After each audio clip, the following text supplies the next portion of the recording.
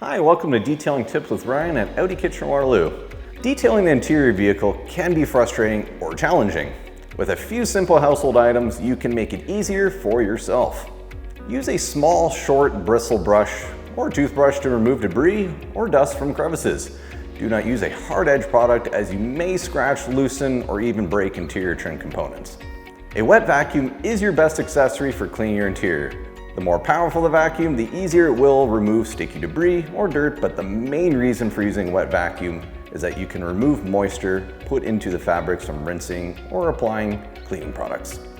Water is an essential ingredient when removing stains from salt or dirt.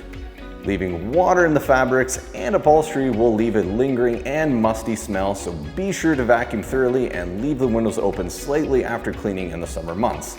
Thanks for listening, and if you would like your vehicle professionally detailed, speak with your service consultant or book a detailing online at audikw.com.